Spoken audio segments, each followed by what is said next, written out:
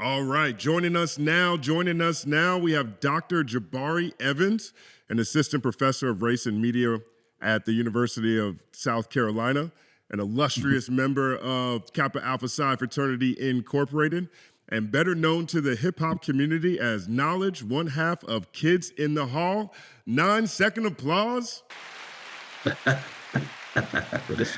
What up? Word up. What's going on, Fi? Appreciate you joining me today. Oh yeah, man. It's a dreary day here in South Carolina, but we open that down. Yeah. Staying in our virtual learning day. I hear you. I hear you. You know, so this was a big week for a rapper, Top 5 out of Canada. He was on trial for first-degree murder, and his case was stayed by the Crown.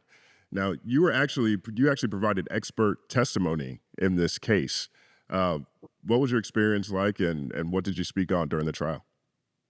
Yeah, this was very unique for me. It was my first time even like doing the expert witness thing, but the defense reached out to me to sort of be counter to the Crown bringing Sergeant Andrew Hammond, who was kind of head of the I want to say the gang unit there out there in Toronto for the police force.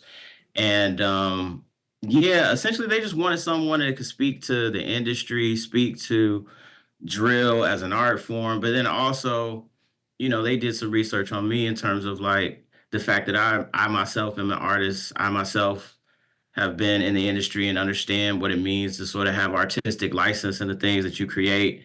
And they really just wanted me to paint a picture of how, irresponsible or how dangerous or problematic it would be to sort of admit music lyrics and music videos as evidence that could possibly incriminate someone in a case to this magnitude when we're talking murder and possibly putting someone away for like, if not the rest of their lives, the rest of their, productive lives.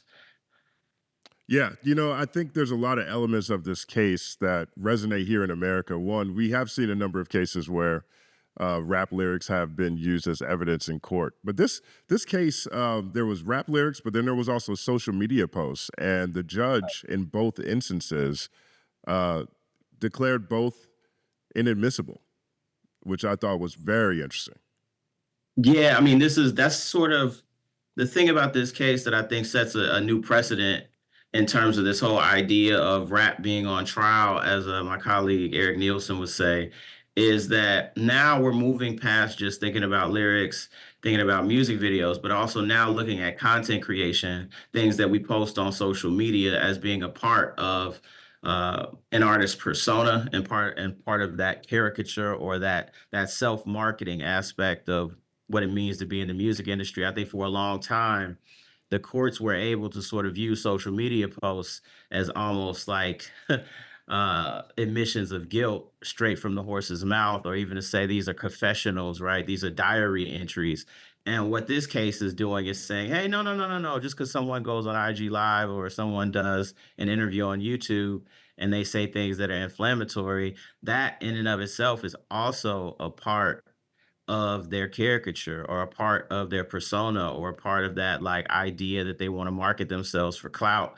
And in my research, I talk about clout chasing quite a bit in the culture. That's a term that we use that we're very familiar with. But in terms of how I use it in academia, I'm really thinking about power dynamics in terms of how young Black men in the recording industry and young Black women as well are forced to sort of rely on tropes of Blackness that are super negative, limiting, and stereotypical in order to make it, right? And they lean into these stereotypes and these tropes to the nth degree. So it's really like what mass media was in the 90s and in the early 2000s on steroids, because now you have to always be on. It's not a PR team, a marketing team, or a label that's sort of creating this persona. It's you curating and putting this persona out there, and people are gonna test you on that. So I mean, when I was in the industry, I didn't have a dangerous persona, but we had a persona. It's Right. this idea that like, oh, you're an Ivy leaguer. If it came out that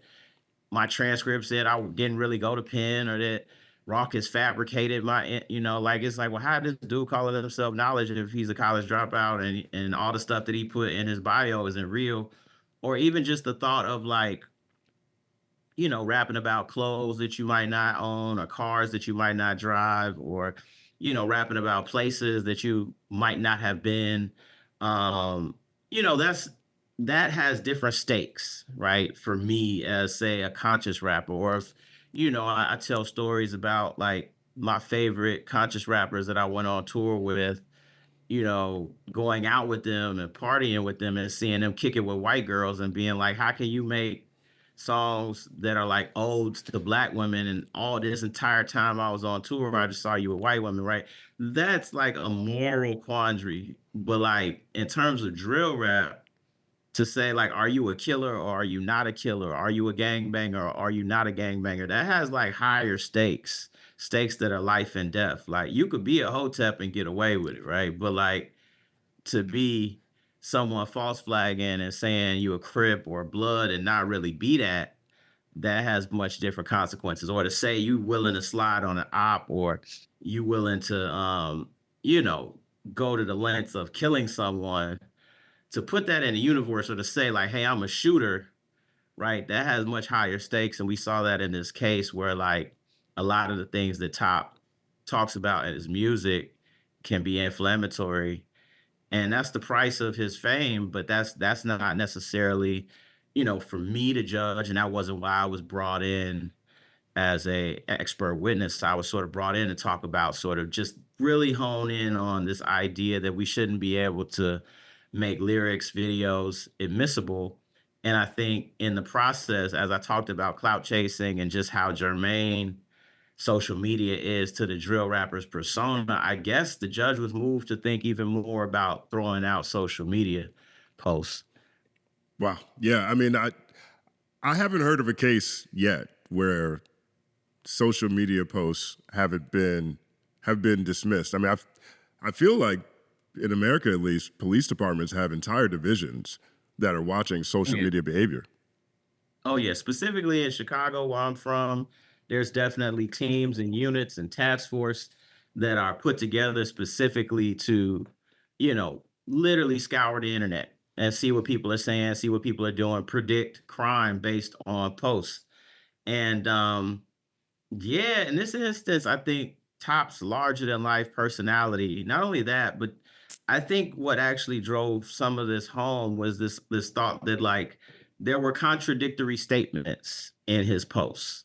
On the one hand, he would say, "Hey, I stole this guy's chain," and then on another post, him and that same guy would be laughing, saying it was a hoax and that people believed it, right? And so able to, in this instance, there was like this weird thing where the defense actually was wanting to poke holes in their client's persona, and so for the sake of being innocent, or for the sake of having one's like sentences, or not sentences, charges stayed, right? Like on the one hand, folks that may go through the paperwork of the case might be like, oh well, Top isn't who he says he is, but at the same time, I'm sure he's going to be able to spin that and say, yo, I just did that so I could get off, and I just did this and said this so I could beat this, or I let my lawyer say this so that I could get off.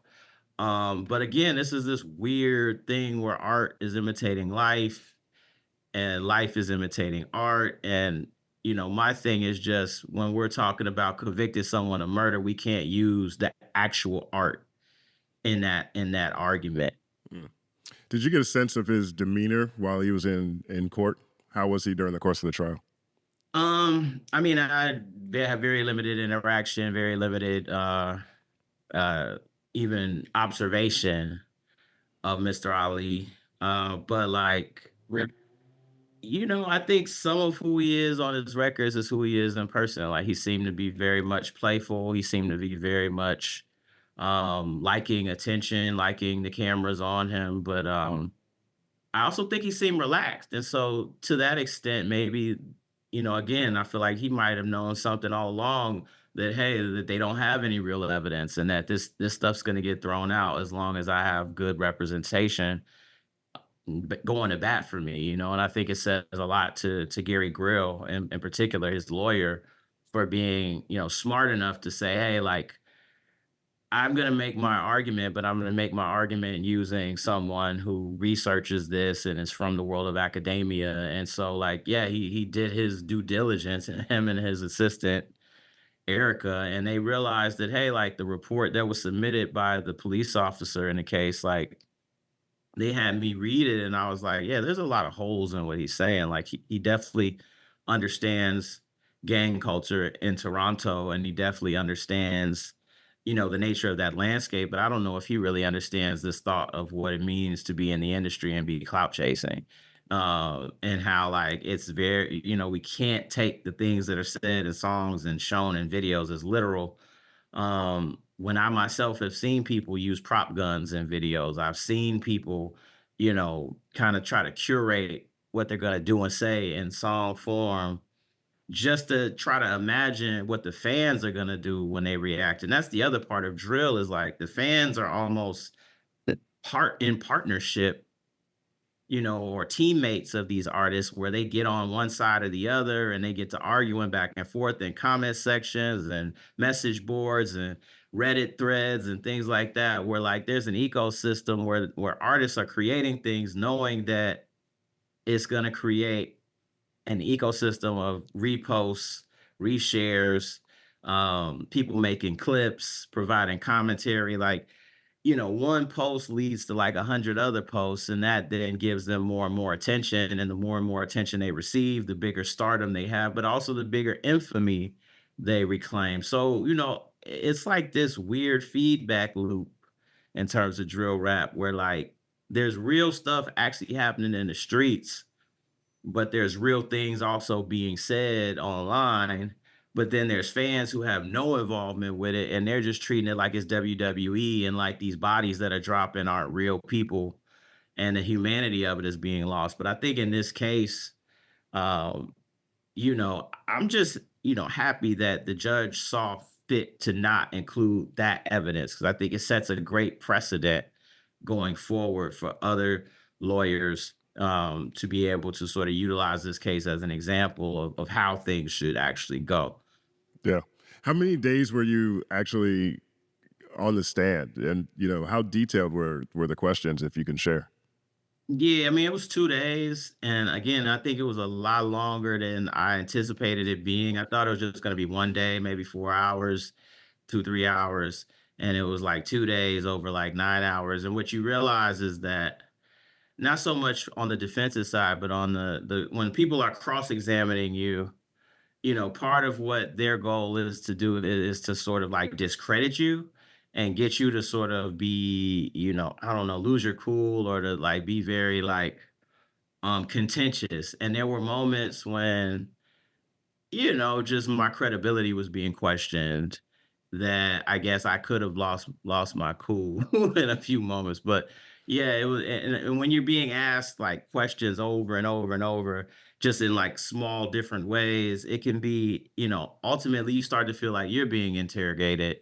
But yeah, it was about 8, 9 hours over 2 days. Mm.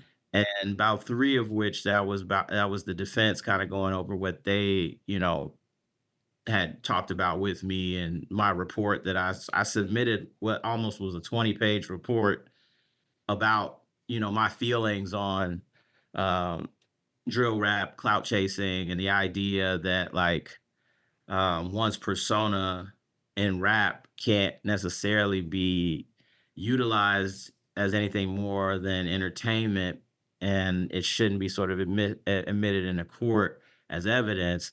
Um, they picked apart every single sentence of that 20 pages, so it was just like, I thought they would definitely pick it apart, but not to the extent that they picked it apart. And ultimately, I think apparently, ultimately in the end, I think the things that I said, weren't just jargon. They weren't, just things that I just threw together and submitted. There were things that I actually believe. And so I think over time, like people can ask you the same question over and over. If your answer is similar every single time, then I think they start to understand, oh, this person does have the expertise that they say that they have. Um, that they're not biased. I mean, I think that the one thing that they try to poke at is the idea that I'm not from Toronto, so how could I be an expert on Toronto drill? if I'm not from Toronto. And my whole point was like, I never said I was an expert in Toronto drill at all. In fact, I don't consider myself an expert of drill. I consider myself an expert of Black culture. And I have done projects that are very specific to drill music. But like, I do think my knowledge of the music industry and how that works, marketing and self promotion. I myself, having built a career off of a MySpace page, right? Like, I understand what it means to build and craft a persona, and having to live up to that persona, and kind of having to navigate like what it means to be Jabari on one hand, knowledge on the other hand. They are two different people. One is kind of like more turned up version of who I am as a civilian, right? And so I think this is a much, I'm probably a milder case, right? But like for someone like Top, Hassan Ali is this other person, and Top Five is this character that we've come to know on the internet. And the way he acts and moves on the internet, the things that have gotten him attention are the things that he's just gonna ramp up the more attention that he gets. And so I think that's what this case sort of um, showed. And I think like it's an interesting thing because I think other drill rappers in particular will be able to kind of use that as a blueprint, Mm. um, a pathway to have, if you're not innocent, you're not innocent. But if the sole evidence is like your artistic output and your creative expression, then they don't got a case. And Right. that's what this particular case is showing. You are from Chicago, the birthplace of drill. You know. You know, they want to act like that didn't never happen. Like it just went to the UK and then went to Brooklyn and like it never I mean, like there is no drill. It's almost comedic to me because like drill, when I talk to folks that are pioneers in that space, like they didn't even see what they were doing as drill music. That's something that sort of bloggers took and labeled it as. I mean, you have like, the originator who's credited as the originator is Pac-Man, who was from Dro City on the east side of Chicago. He used the word drill in his songs. Um, but even with that, I don't think they perceived or he perceived what he was doing to be a genre of music. I don't think it's until King Louis comes along and King Louis does his mixtape Chirac Drill Illinois. I think right after that, it becomes like a thing, and people need a way to categorize music. And so when Chief Keef and Lil Reese and Dirk and Herbo and Bibby and all these guys are starting to emerge, FBG Duck, all these guys are emerging. It's just like, oh, let's call this let's call this drill. It's not just gangster music. It's not just, what are we naming this sound? And so naming the sound was instrumental for that movement. And, Chicago had never really had a movement, conscious, gangster, or otherwise. And so drill rap became the first movement of Chicago hip hop. And that's like a historic and innovative thing, but it was taken and it was exported and gentrified by all these other places. Um, and unfortunately, most of the pioneers, even Keith himself, didn't get to reach the heights that he was supposed to reach. But I think a lot of that has to do with because the shit they were talking about is what they were really living. Keith was in and out of jail. Dirk was in and out of jail. Reese in and out of jail, getting shot at, catching cases. Herbo, same thing. Bibby, same thing. These guys were real, they was really in the street. You know what I'm saying? They were Right. running from the cops. They weren't talking to academics. Academics was just doing diary entries on them without even knowing them. And these new rappers, these new drill guys, they're in academics DM trying to get on his page, So it's just two different eras. Like I think the Chicago drill rap scene provided this blueprint that hey, this type of persona can be a pathway into the industry and a pathway to wealth and attention that, wasn't there before. Mm. But I think the Chicago drill rappers, they were sort of building it as they were flying it. And because of that, a lot of them was still halfway in the street while they were doing it. And for that reason, a lot of them went to jail. A lot of them got killed.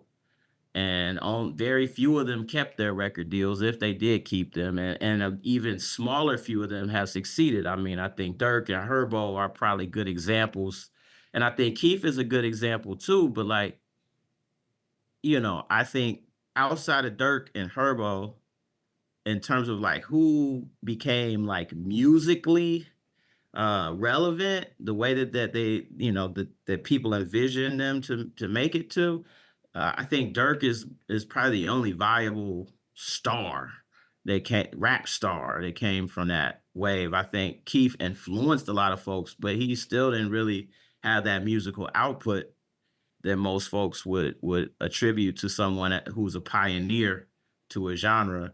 Um, most people look to London and Brooklyn, Pop Smoke and whoever else. I even hear people call Ice Spice drill. I don't think that's the case, but like not to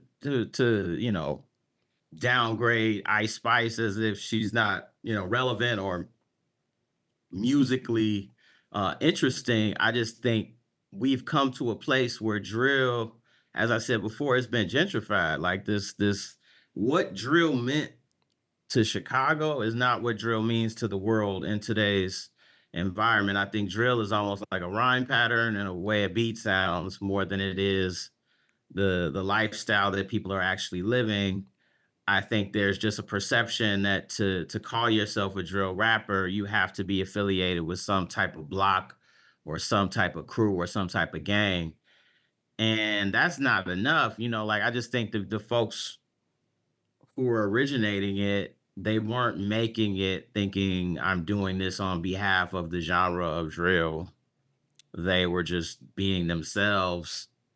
And in many instances were actually living the things they were talking about, but a lot of things they were talking about were a lot more subliminal than what these newer drill artists are doing. Like, I think that was what made Chicago drill so interesting to so many journalists, um, and why it got written about far and wide, and probably why it spread the way it spread is that there were so many hidden things being said, almost like, you know, in plain sight that like that's why these police units were sort of put in place to sort of decipher the hidden messaging and languages that were being used in Chicago on the South Side. And I think that somewhere along the line got blurred into this idea that like everything that a drill rapper makes is autobiographical. And I think this top five case brings things back into perspective and back into focus and lets us know that like even guys that are independent, that don't have a label, that are on the come up, that are sort of doing things on their own, they're still faking it too. There's this fake it till you make it attitude in almost every facet of the music industry, and drill rap isn't immune from that. And so when we put that in the criminal court system, we have to consider that. And so you don't have to like Top Five's music. You don't have to like how he goes about getting attention, but you can't use that and that persona that he's created as a means to convict him of murder if you don't have real evidence. And that's what we see here. Yeah, that's a great point. That's a great point. That's a great closing point. I want to ask one more question that's not top five related since I got you. For sure, for sure. All right. So being an MC from Chicago, I would say one of the most talented MCs from Chicago. I think you guys have a pantheon of incredible lyricists in every type of style. Yeah. Who do you view as who is your top five MCs from Chicago? I mean, this list it's probably gonna be personal, so everybody has their own preferences. That's exactly what I want to know. I would say Common 1, Twister 2, Kanye 3, Lupe 4. Who I'm gonna give 5 to?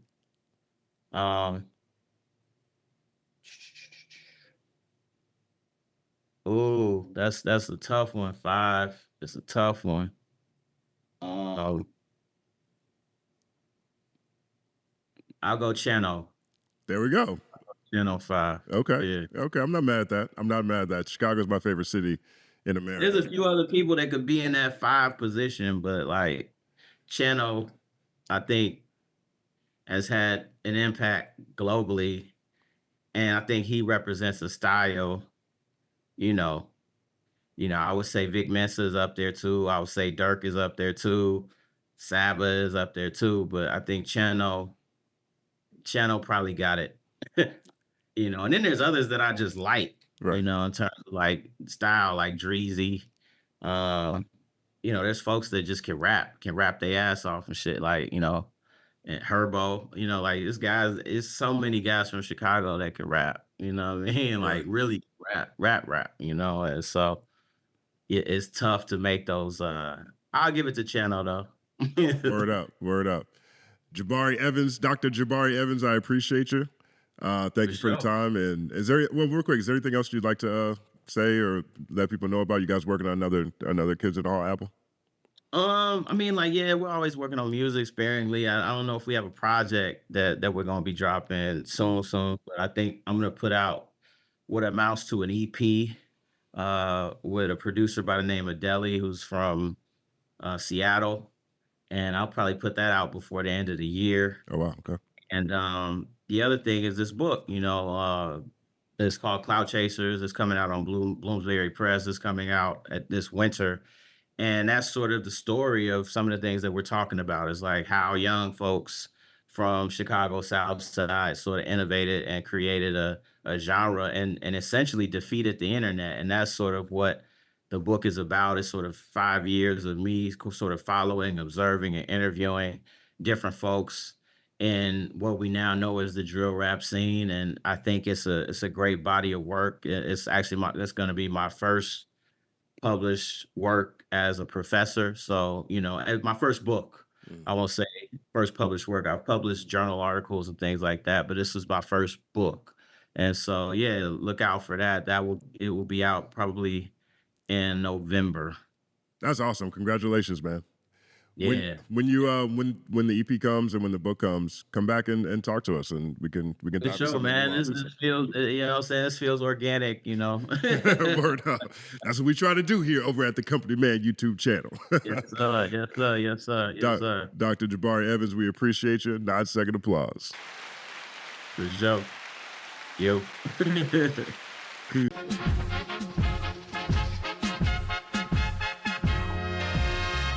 Justin Hunt is here, it's all happening. Justin Hunt is here, it's all happening. The mathematical breakdown of this mighty game of rap we in. It's boom bapping. Systematical culture views, it's radical, it's all happening. Shaking hands and dapping it. Life through the lens of hip hop, from trip hop to yes, dog, you don't stop, you don't stop. Justin Hunt is here, it's all happening. It's all happening, yes, it's all happening. Justin Hunt is here, it's all happening. It's all happening, yes, it's all happening.